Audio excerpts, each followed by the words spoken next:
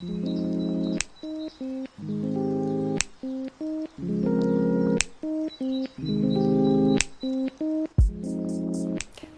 dans cette nouvelle vidéo de l'APEDA, je vais vous parler des fameux pôles territoriaux. On va essayer de résumer en quoi consistent ces pôles, pourquoi il a été décidé de les mettre en place et comment ils vont s'organiser.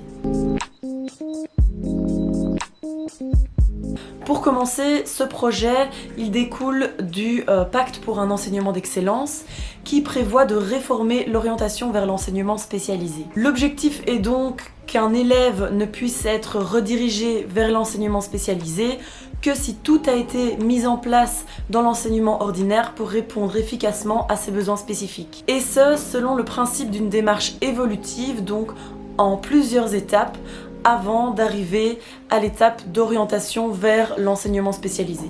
En d'autres termes, ce projet a pour but d'augmenter l'inclusion des élèves à besoins spécifiques dans l'enseignement ordinaire. On cible ici les types 1, 3 et 8, bien que l'optique d'inclusion du pacte concerne tous les élèves à besoins spécifiques de l'enseignement spécialisé. Cet objectif, il repose sur une double ambition. Premièrement, d'améliorer la prise en charge des élèves à besoins spécifiques qui sont scolarisés dans l'enseignement ordinaire. Et deuxièmement, augmenter le nombre d'élèves scolarisés dans l'enseignement spécialisé qui poursuivent leur parcours scolaire dans l'enseignement ordinaire. Le pacte prévoit donc de créer des pôles territoriaux répartis par zone d'enseignement qui vont se charger de soutenir et accompagner les écoles d'enseignement ordinaire dans la prise en charge des élèves à besoins spécifiques, que ce soit dans le cadre des aménagements raisonnables ou de projets d'intégration.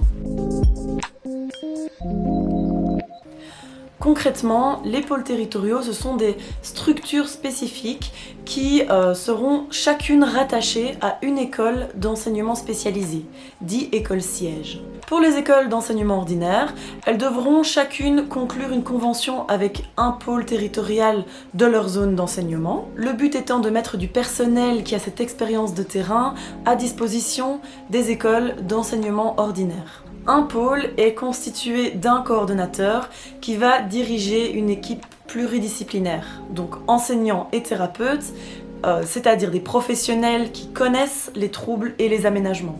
Chaque pôle va donc bénéficier de toute cette expertise de terrain accumulée pendant des années dans l'enseignement spécialisé et disposera de ressources humaines et budgétaires propres.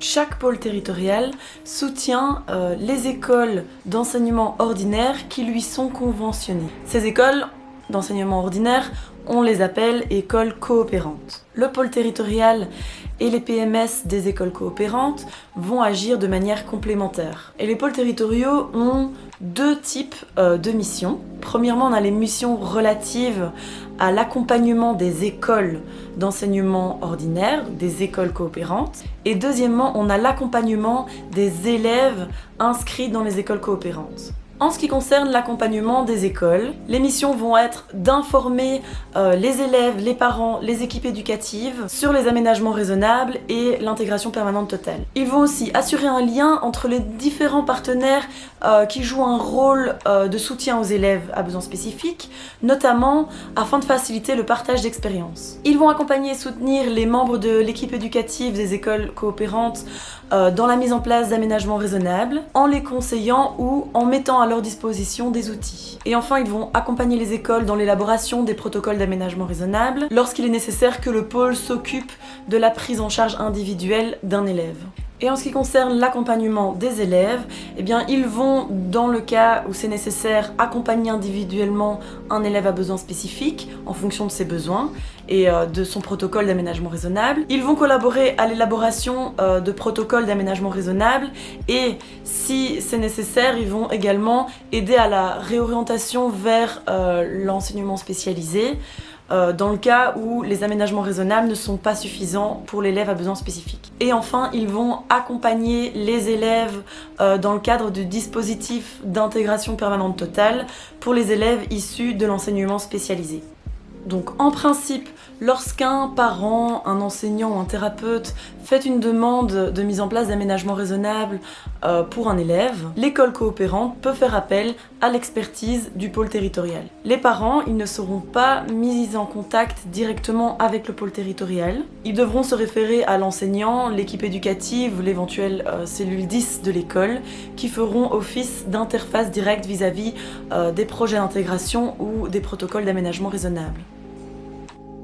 J'espère que cette vidéo a pu aider certaines personnes à mieux comprendre ce que sont les pôles territoriaux. De notre côté, chez APEDA, on est tout à fait en accord avec les ambitions d'un tel projet et on espère réellement que les moyens mis en œuvre par la Fédération Wallonie-Bruxelles seront suffisants. Si cette vidéo vous a été utile, n'hésitez pas à la partager autour de vous auprès des personnes concernées par le sujet.